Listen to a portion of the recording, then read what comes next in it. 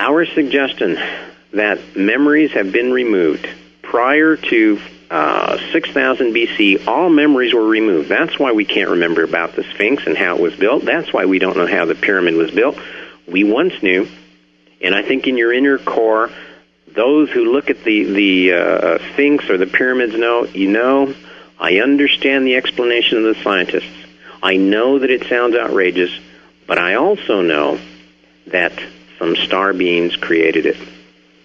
I'm going to offer what I suggest is very strong evidence to prove that mankind's mind has been erased. Those of you who were listening last night, indulge me for a moment, but it is my suggestion that in the course of evolution, we can find evidence that if an organism, if an animal, if any creature on our planet develops an organ, and if it is not used, it will atrophy and it will fall away. For example, a grasshopper is not going to grow an extra leg that it does not use. It will simply die away. A cow is not going to develop a second stomach if it does not use it. Evolution, natural evolution, suggests no organ can survive non-use. Yet we have an interesting quandary. Scientists, biologists, physiologists, psychologists, all sorts of ologists realize and have agreed on the agreed on the conclusion that mankind as a whole does not use over 90% of the human brain. You generally use less than 10% of the brain. If that were true, then natural evolution would demand that the brain would atrophy, that it would wither, and that it would only be as large as that portion used. I suggest this is evidence that our minds have been tampered with. Only a few thousand years have passed since this radical termination of our memories. It is insufficient time for the brain to atrophy. However, it is enough time that each of us carries this lingering doubt, this vague, haunting memory that we recognize the hieroglyphs, that we recognize the symbols in the crop circles, and that we recognize the petroglyphs hidden away in the deserts of the world. Our suggestion is that just a few thousand years ago, our memories were removed. And as a result, there is a hidden history of our planet. There are hidden lines of families and power structures that existed 10,000 years ago. They are there today. Earlier I suggested that if the stories, if the research and the works of other authors, other researchers is true, if our evolution, if our religions, if our lives were affected by extraterrestrials thousands of years ago, where are they now? And the answer is simple. They have never gone away. We have simply forgotten how to see them. Most individuals can go out into nature, they can go out into the forest or the desert, and they can take a look at a bird and they can recognize it as an owl or a crow or a wren or a hawk.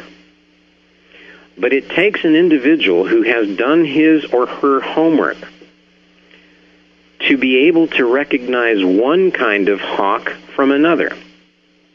How many of you can tell the difference between a great horned owl, the great smoky owl, the barn owl? Only those who have studied and can tell the difference.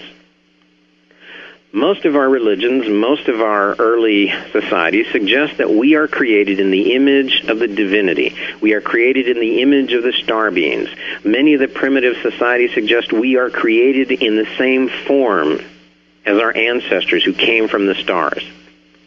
The reason that we do not recognize them is that we look just like they do. We have simply forgotten those tiny little details that make the difference. I am also suggesting that in the program where the memories were erased, that another program was put into the human brain, the human computer. We have been programmed to forget. We have been programmed to accept. We have been programmed not to challenge and not to question the powers that be. It is part of a wired system, the software that is put into your computer. I suggest it is also why when you hear the proclamations of an institution, when you hear the decrees of government, when you hear the commandments of religions, you want to believe, you would truly like to believe that there is someone out there on your side. But somehow, deep down, you have doubts. There's something missing. I believe that the institutions of our planet are populated, well populated, with people who have good intention, people who really want to make a difference. But somehow, something always goes wrong. And in order to survive and take care of their families, they allow travesties, they allow things that as a young and very avid crusader, they wouldn't have done it back then. But as they get older, they get tired. They get frustrated. Change is very difficult. The institutions of this planet, I'm going to suggest again, are billions of years old, and they are extraordinarily difficult to overcome. We are programmed to fail. We are programmed not to see the truth. Last night, I gave an example of the difference, of the solution to the opposite of tall. I asked the listeners what the opposite of tall was. The accepted response is short. And without getting into the explanation, allow me to suggest in a very primitive and savage way of thinking that the opposite of tall is deep, not short. For that argument, I would have you call tomorrow, if you would. Call my family. They'll be happy to present you with some material. We're going to come to the end of the first hour here in a moment, but I want to again thank Rod Remlin, Dave Hinkson, the American Freedom Radio Network. I want to thank Ivy West. I want to thank my wife and my daughter who have been with me during the ups and downs of trying to tell this story.